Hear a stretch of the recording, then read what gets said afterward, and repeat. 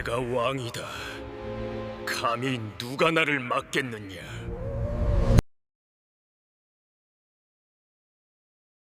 조선 역사상 가장 비극적인 왕, 연산군. 그는 광기 어린 폭정으로 수많은 피를 뿌리고 결국 폐위된 비운의 군주로 기억됩니다. 하지만 그를 단순한 폭군으로만 치부할 수 있을까요? 이 다큐멘터리는 그의 내면에 숨겨진 갈등과 그를 파멸로 이끈 복잡한 원인들을 추적하며 연산군이 왜 폭군이 될 수밖에 없었는지 그 비극적인 진실을 파헤칩니다. 1476년 한양의 창경궁에서 조선의 10번째 왕자가 태어났습니다.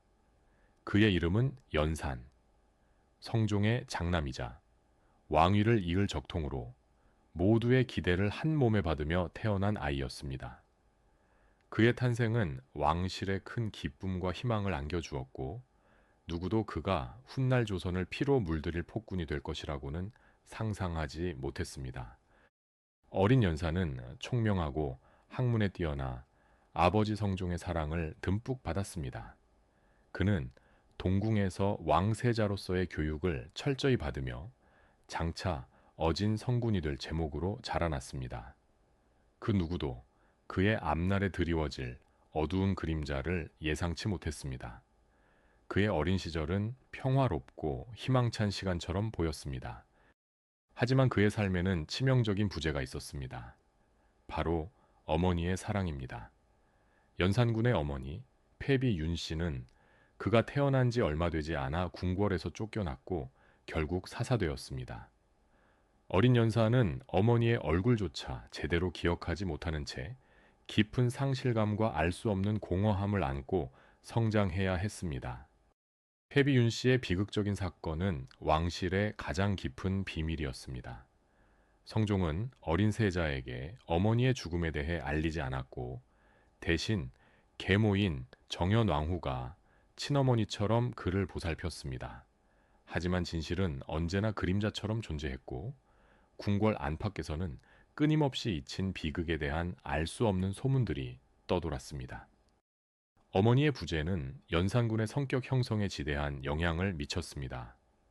그는 때로는 다정하고 섬세했지만 이면에 예측 불가능한 불안감과 분노를 품고 있었습니다. 그 이유를 알지 못한 채 그는 늘 무언가로부터 버림받고 있다는 무의식적인 두려움과 외로움에 시달렸을 것입니다. 이는 그의 내면에 깊은 상처로 남았습니다. 1494년 성종이 승하하고 연산군이 19세의 나이로 조선의 10번째 왕위에 올랐습니다.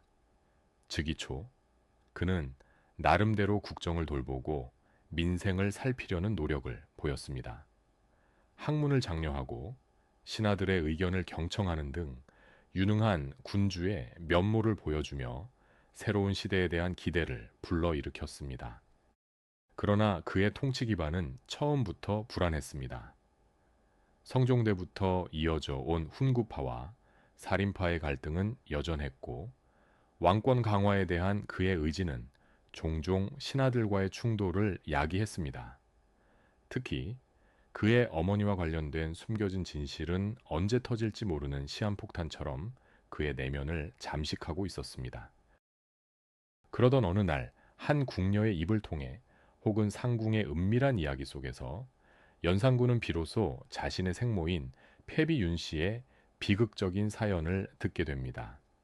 어머니가 왕실의 정치적 희생양이 되어 억울하게 죽음을 맞이했다는 충격적인 진실은 그의 세계를 송두리째 흔들어 놓았습니다.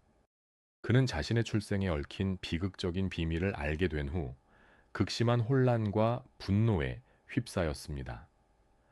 오랫동안 억눌려왔던 감정들이 폭발하듯 터져 나오기 시작했고 그의 마음속에는 복수심과 함께 세상을 향한 깊은 불신이 자리 잡았습니다.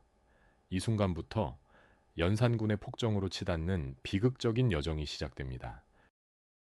극심한 혼란과 분노가 뒤섞인 감정은 연산군의 심장을 찢어 놓았다. 그는 자신이 듣고도 믿을 수 없는 이야기를 들었지만 그 진실의 파편들이 너무나도 선명하게 그의 마음을 찔러왔다. 어둠 속에서 홀로 고뇌하며 그는 자신이 사랑했던 모든 것이 한순간의 거짓으로 무너져 내리는 듯한 충격에 휩싸였다. 이 비극적인 출생의 비밀은 단순한 과거가 아니라 그의 정체성 자체를 뒤흔드는 거대한 파도였다. 밤은 깊어졌지만 연산군은 잠들 수 없었다. 그의 머릿속은 온통 어머니의 이름과 비극적인 운명으로 가득 찼다. 그는 믿을 수 없는 이 이야기를 확인하고 싶었지만 동시에 진실이 드러날까 두려웠다. 조심스럽게, 그러나 집요하게 그는 궁궐의 오래된 기록들을 뒤지기 시작했다. 누구에게도 들키지 않으려 조심하며 그는 은밀히 과거의 조각들을 맞춰 나갔다. 그리고 마침내 오래된 기록 속에서 혹은 과거를 기억하는 늙은 군긴에 떨리는 증언 속에서 그는 끔찍한 진실을 마주했다. 어머니 윤 씨가 폐비되고 사사되었다는 냉혹한 글귀와 증언들은 그의 의심을 확신으로 바꾸었다. 그 순간 세상은 뒤집혔다. 그의 존재의 근간이 흔들리는 듯한 절망과 함께 차가운 분노가 그의 심장을 꿰뚫었다. 어머니의 비참한 죽음, 그리고 그 모든 과정을 침묵 속에 지켜본 아버지와 조정 대신들. 연산군은 견딜 수 없는 슬픔과 함께 배신감을 느꼈다.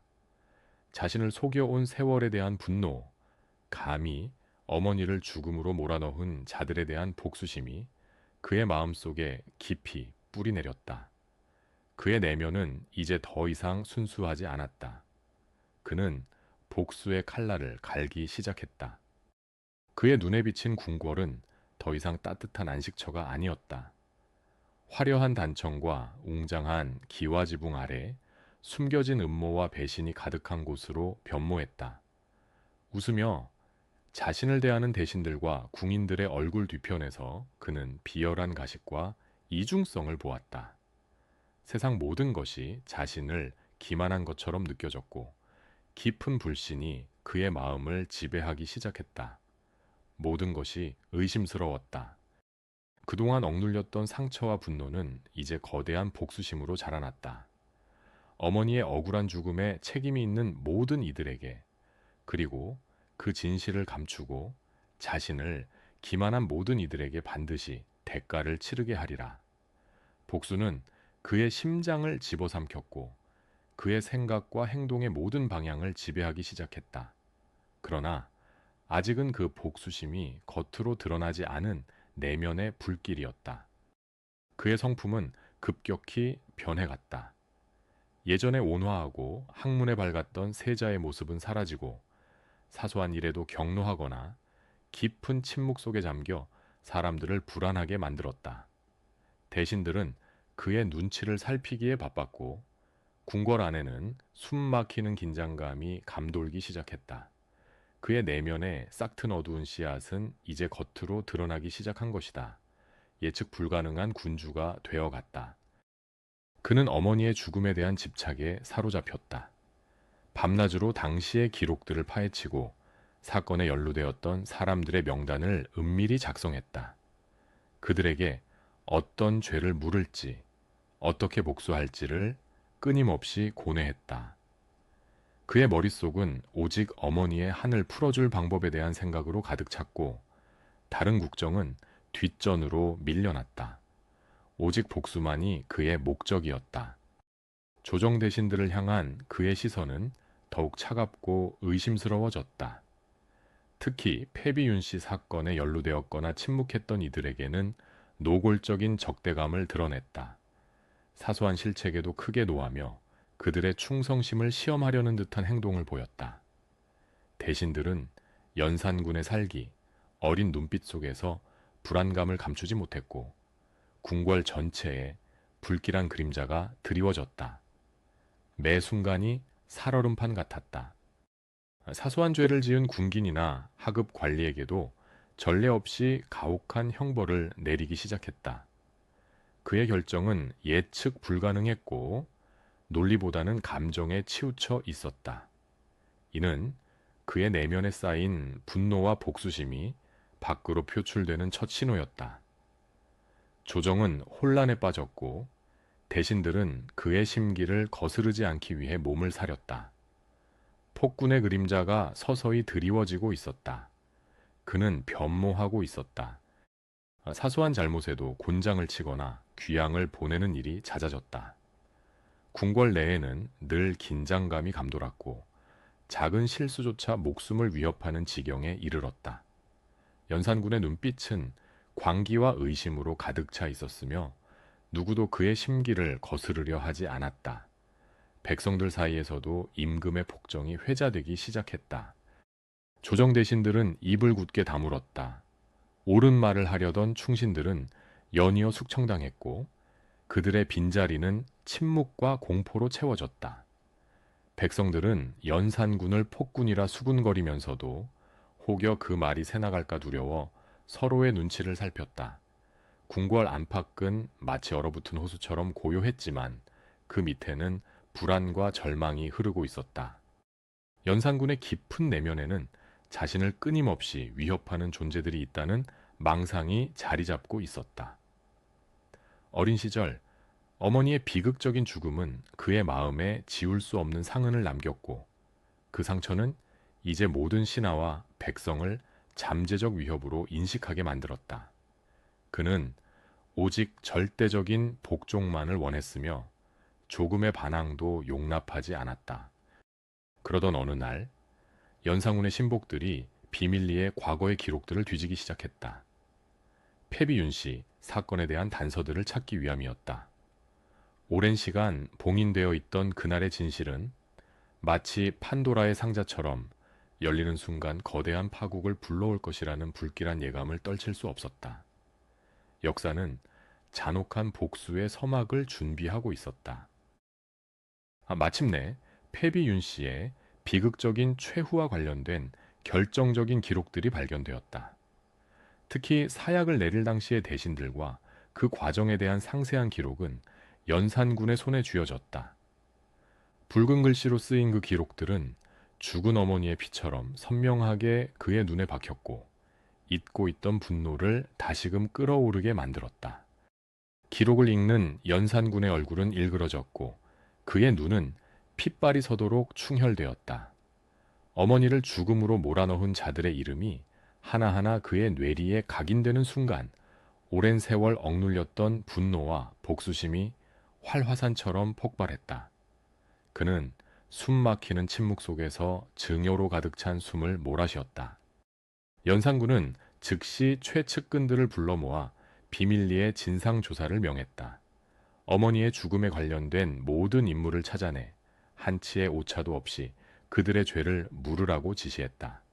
그의 명령은 단순히 정보를 캐내는 것을 넘어 이미 처벌의 칼날을 예고하고 있었다. 궁궐은 소리 없는 숙청의 그림자에 휩싸였다. 가장 먼저 희생된 것은 패비 윤 씨의 폐위에 찬성했던 몇몇 대신들이었다. 그들은 갑작스러운 파직과 유배 혹은 의문의 죽음을 맞이했다. 아직 대대적인 숙청은 아니었으나 이는 다가올 피바람의 전조였다. 조정 대신들은 연산군의 칼날이 언제 자신들을 향할지 몰라 불안에 떨었다. 궁궐에는 비명 대신 깊은 침묵과 공포가 가득했다. 대신들은 서로를 의심하고 연산군의 눈치를 살피며 말 한마디조차 조심했다.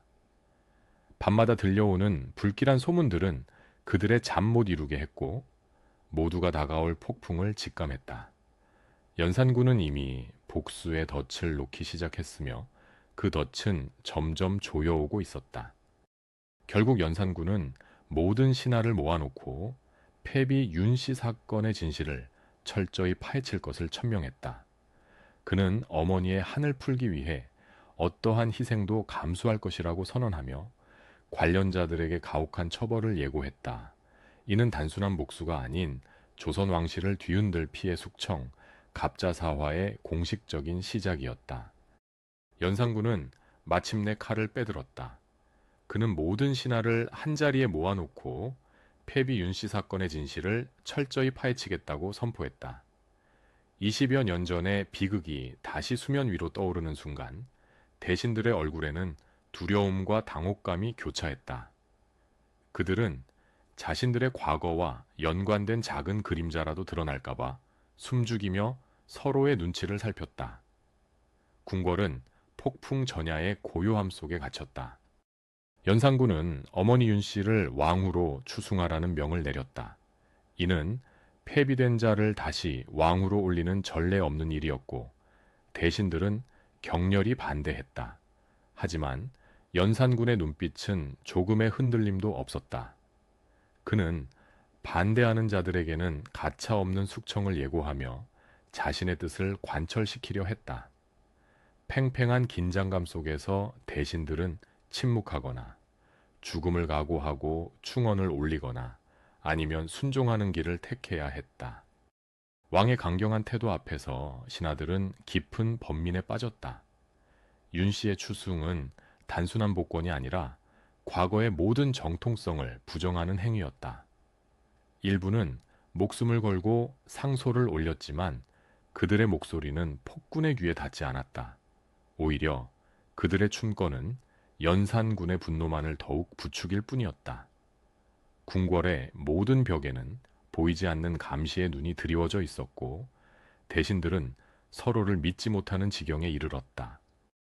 연산군의 복수는 단순히 추승에서 멈추지 않았다.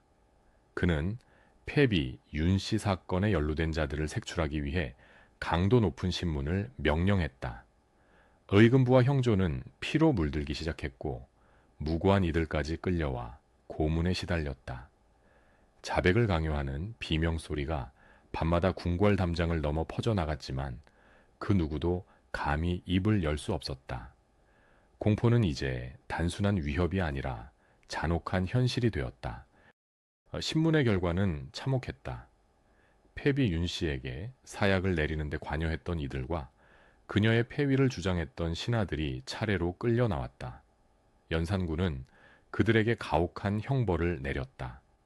사형은 물론 관직 박탈과 유배 등 피바람이 불기 시작했다. 왕의 광기는 이제 더 이상 숨겨지지 않는 현실이 되어 수많은 가정을 파괴하고 백성들의 마음에 깊은 상처를 남겼다.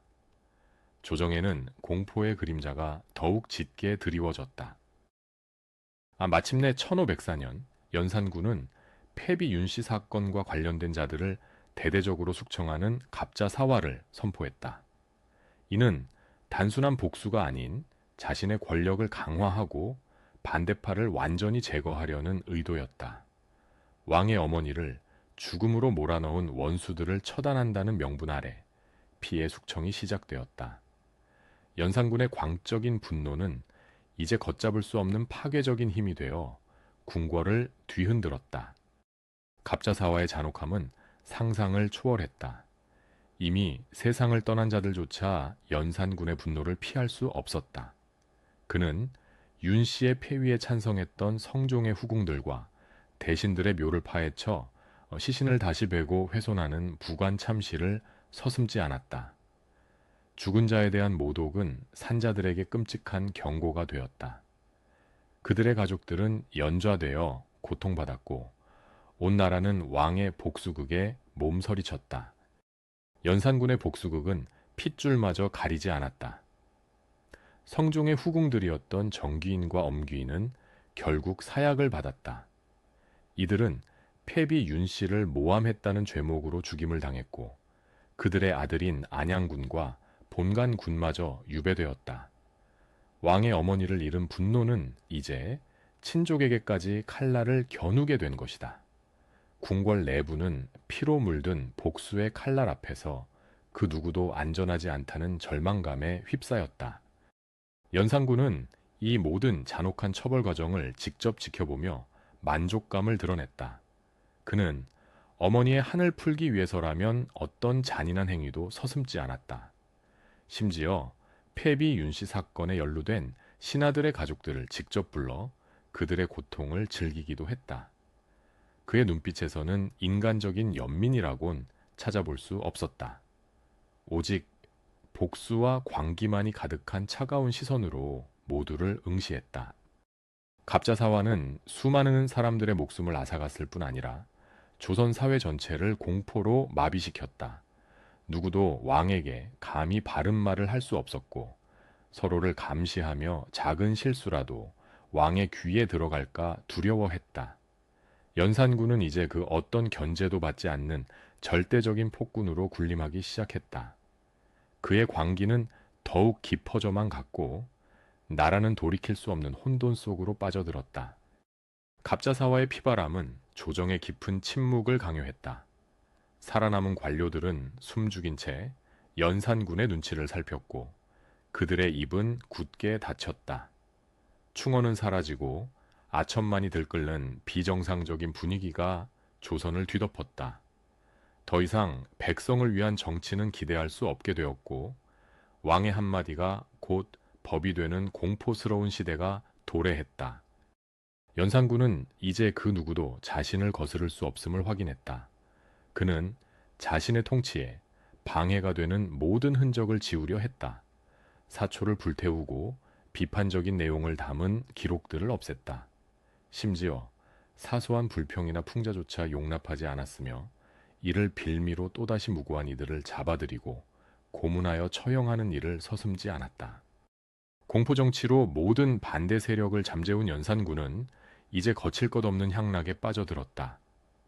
그는 궁궐 내에 흥청망청 놀 수 있는 공간을 만들었고 전국의 아름다운 여인들을 강제로 끌어모았다. 왕실의 품격은 땅에 떨어졌고 궁궐은 거대한 유흥장으로 변모해갔다. 백성의 고통은 안중에도 없었고 오직 자신의 쾌락만이 중요했다.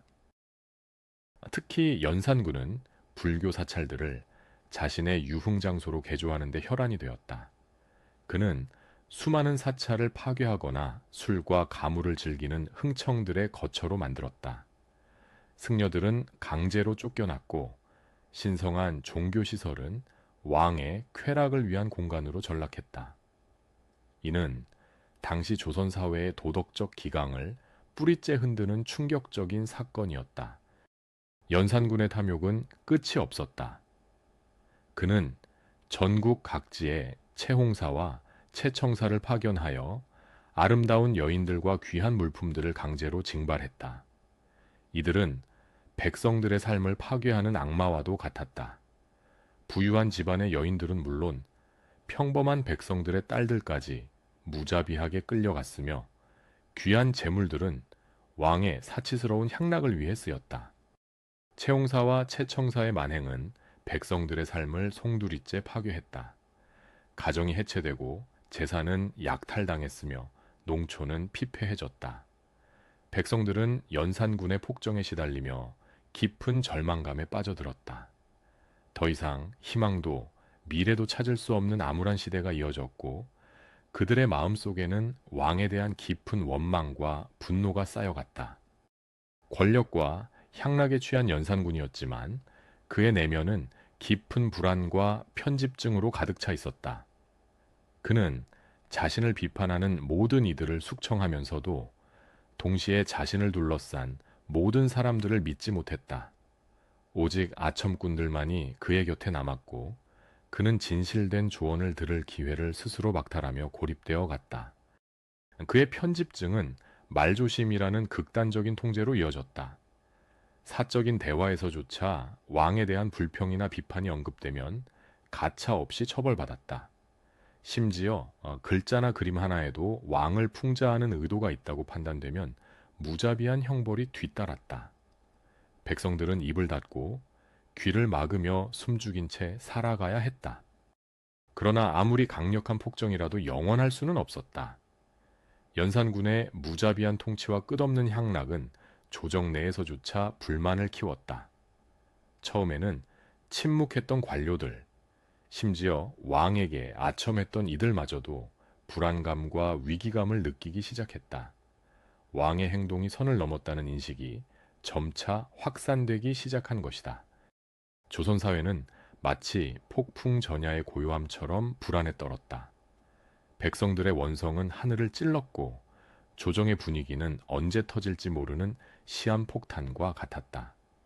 연산군은 여전히 자신의 권력이 영원할 것이라 착각했지만 이미 그의 왕좌는 위태롭게 흔들리고 있었다. 파국을 향해 치닫는 역사의 수레바퀴는 멈출 줄 몰랐다. 백성들의 원성은 더 이상 숨길 수 없는 들불처럼 번져나갔고 궁궐 안팎에서는 연산군의 폭정에 대한 두려움과 함께 불길한 그림자가 드리워졌다. 왕의 광기는 누구도 막을 수 없는 폭주 기관차처럼 달려갔지만 그 아래에는 이미 거대한 균열이 생기고 있었다. 이제 조선은 폭풍의 눈으로 향하고 있었다. 궁궐의 대신들조차 연산군의 예측 불가능한 행동과 잔혹함에 몸서리쳤다.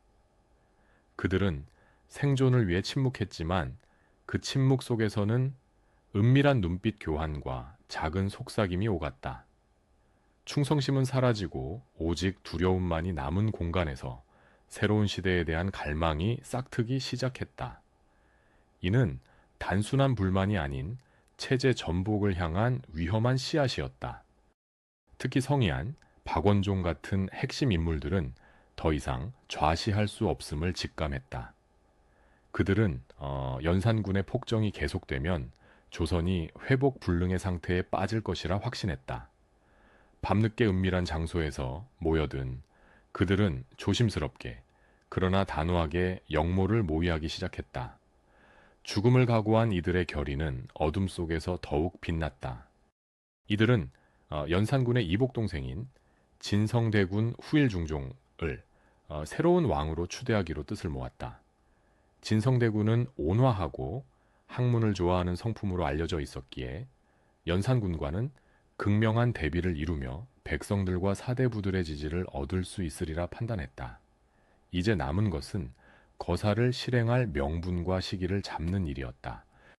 거사의 결행일은 1506년 9월 1일 한밤중으로 정해졌다.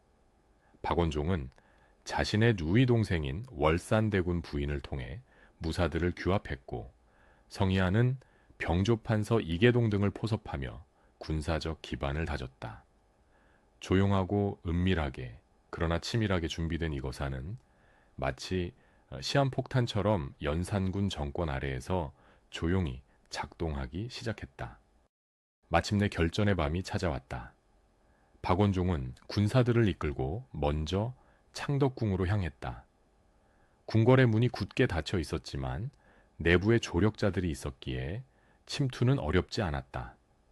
밤의 장막 아래 칼날처럼 차가운 공기 속에서 반란군들은 조용히 그러나 거침없이 궁궐 안으로 스며들기 시작했다. 역사의 물줄기가 바뀌는 순간이었다.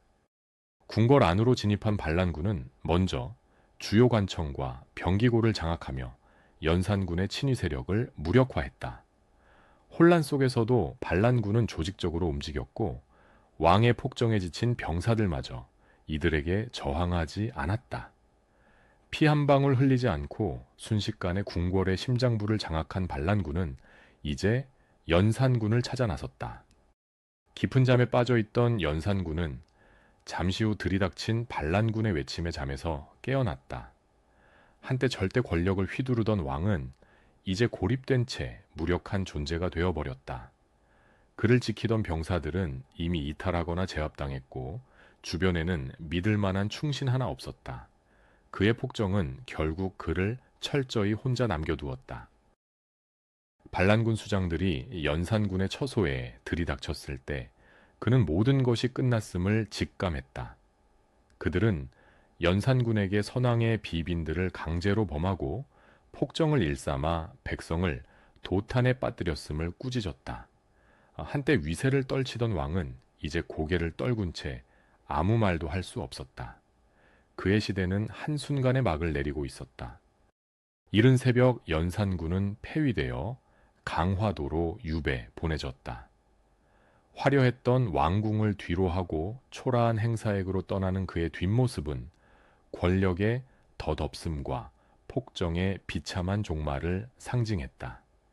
그가 남긴 것은 폐허가 된 민심과 혼란스러운 조정뿐이었다.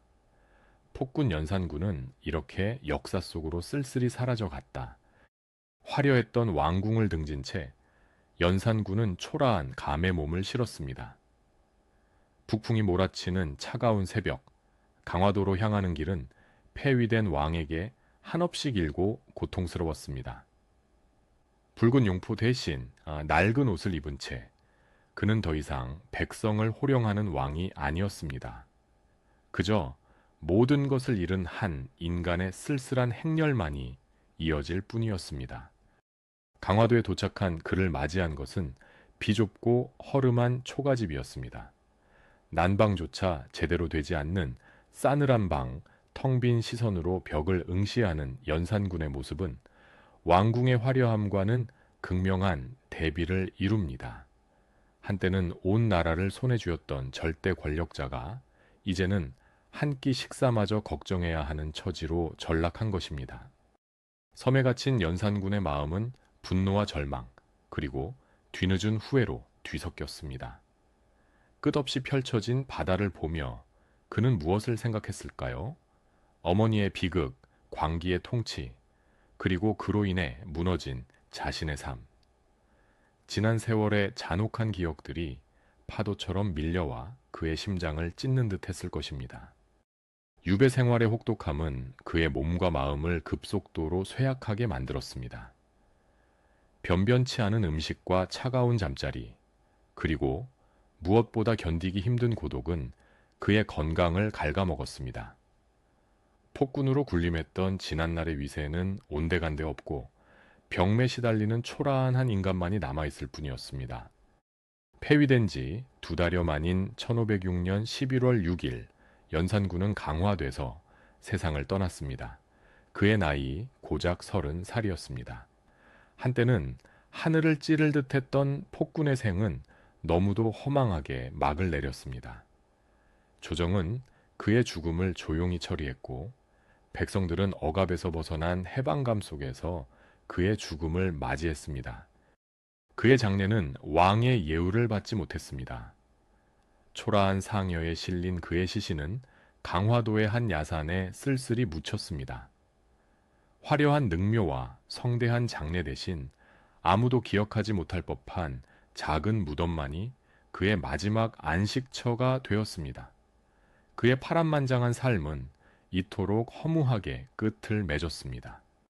연산군은 왜 폭군이 되었을까요? 어머니의 비극적인 죽음이 그의 마음에 깊은 상처를 남겼고 그 상처는 집착과 복수로 변질되었습니다. 무오사화와 갑자사화, 흥청망청한 향락, 그리고 백성들의 고통을 외면한 그의 통치는 결국 스스로를 파멸로 이끌었습니다. 그의 삶은 비극적인 왕의 전형으로 역사에 기록되었습니다. 역사는 그를 연산군이라 칭하며 왕의 시호를 박탈했습니다. 조선 왕조 500년 역사상 가장 비극적이고 잔혹한 군주로 기억되는 연산군. 그의 이야기는 단순한 폭군의 일화가 아니라 권력의 본질과 인간 내면의 어두운 그림자를 성찰하게 하는 중요한 교훈으로 남아 있습니다. 갑자사화 이후 피폐해진 국정은 연산군의 폐위로 종지부를 찍었다. 1506년 9월 성희안, 박원종 등 훈구 세력과 일부 사림은 진성대군을 추대하여 중종을 보위에 올렸다. 이 중종 반정은 단순히 임금을 바꾼 사건이 아니었다. 패왕의 측근들을 축출하고 조정을 일신하며 갑자사화로 희생된 인물들의 신원을 회복하는 등 즉각적인 변화를 가져왔다. 왜곡된 유교적 통치 질서를 바로 세우려는 움직임이 시작된 것이다. 연산군 폐위 후 중종은 즉위하자마자 패정 청산과 국가기강 확립에 착수했습니다. 먼저 연산군이 폐지했던 성균관과 향교를 복구하여 유학을 진흥하고 억울하게 숙청된 관료들을 신원했습니다. 또한 백성을 도탄에 빠뜨렸던 흥청, 운평 등 사치기관을 혁파하고 억압되었던 삼사를 재건하여 국정 정상화의 기틀을 다졌습니다. 1506년 중종반정으로 연산군이 폐위되자 세조정은 갑자사화의 부당함을 바로잡았습니다. 김굉필, 정여창 등 억울하게 희생된 선비들의 관작이 복구되었고 명예도 재평가받았습니다. 몰수된 재산은 유족에게 반환되었으며 합당한 예우를 받지 못했던 시신도 수습되어 재매장되었습니다. 이는 연산군 시대의 비극을 치유하고 상실된 정의를 회복하려는 노력이었습니다. 왕권을 견제해야 할 사간원, 사헌부, 홍문관 3사는 이미 그 기능을 상실한 지 오래였습니다.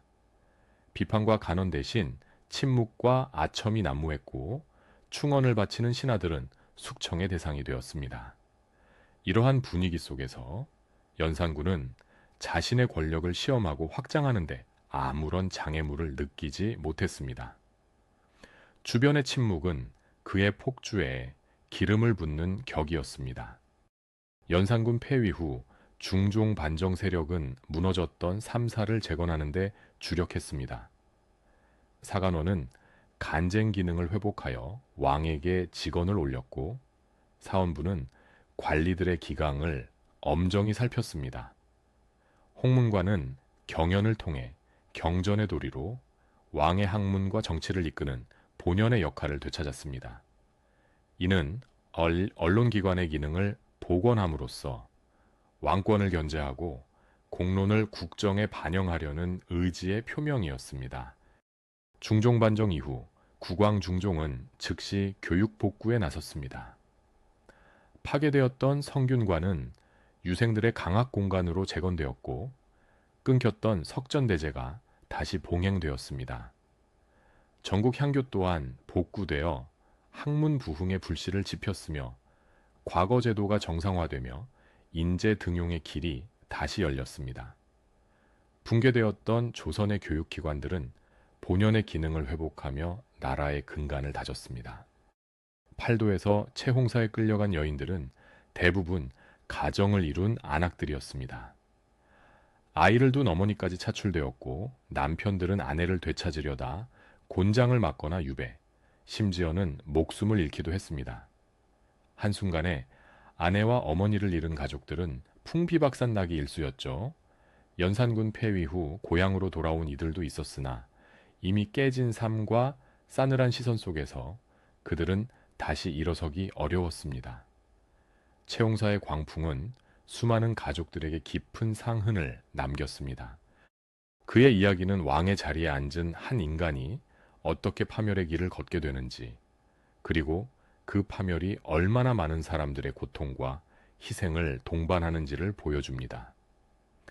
연산군의 비극은 단순한 패주의 기록을 넘어 권력의 본질과 인간의 나약함, 그리고 사회 시스템의 중요성을 되새기게 하는 씁쓸한 교훈으로 남아 있습니다. 수백 년의 시간이 흐른 조선 후기, 학자들은 연산군의 치세를 엄밀히 분석했습니다. 그들은 무오사화와 갑자사화로 수많은 사림이 희생된 사실을 기록하며 전제군주의 폭정을 경계했습니다. 또한 연산군이 성균관을 유흥장소로 만들고 백성들의 고혈을 짜내 흥청망청 국고를 탕진한 일을 비판했습니다. 이들은 이러한 기록을 통해 후대 왕들에게 바른 정치를 교훈하고자 했습니다. 흔히 폭군으로 기록된 연산군, 하지만 현대 사학계는 그의 통치 이면에 드리워진 비극적 그림자를 조명합니다. 그는 즉위초 무오사화를 일으키며 사림을 탄압했지만 생모 패비윤 씨의 사사진실을 접한 후 격분하여 갑자사화를 주도했습니다. 이는 어머니의 흔적을 지우고 복수하려는 처절한 시도였으나 결과적으로 극심한 공포정치와 광기로 이어져 왕조의 위기를 초래했습니다. 이전 장면에서 연산군의 실정으로 혼란에 빠진 조선의 모습을 보았습니다. 그는 사간원, 사헌부 등 언관의 기능을 정지시키고 무오갑자사화를 통해 수많은 사림을 숙청하며 왕권 견제 장치를 무력화했습니다. 이는 중종 반정의 명분이 되었을 뿐 아니라 이후 왕들에게 언론의 자유와 신하들과의 소통을 국정 운영의 필수 요소로 각인시키는 계기가 됩니다. 경연과 삼사의 중요성은 연산군의 행보를 통해 더욱 부각되었고, 이는 조선 왕조가 특정 왕의 독단에 흔들리지 않는 제도적 틀을 유지하려는 노력을 강화하는 반면교사로 작용했습니다. 어머니 폐비, 윤 씨의 비극적 죽음을 뒤늦게 알게 된 연산군은 무오사화와 갑자사화를 일으켜 수많은 선비를 숙청했습니다. 흥청망청 국고를 탕진하며 백성들의 원성을 샀고 결국 중종반정으로 폐위되는 비극적인 삶을 살았죠. 이러한 연산군의 파란만장한 이야기는 오늘날 드라마, 영화, 소설 속에서 끊임없이 재해석되며 대중의 상상력을 자극합니다. 그의 인간적인 고뇌와 권력의 명암을 입체적으로 그리며 역사적 인물이 현대에 던지는 질문과 메시지를 다채롭게 탐색하는 것입니다. 이는 단순한 역사 재현을 넘어 우리 시대의 보편적인 공감대를 형성하는 문화적 현상이 되었습니다.